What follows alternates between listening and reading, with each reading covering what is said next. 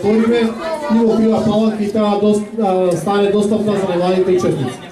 Ова како активност е само уште една лодка со која што сакаме најмладите да ги отргнеме од компјутерите и мобилните телефони и да ги изведеме на спортските терени.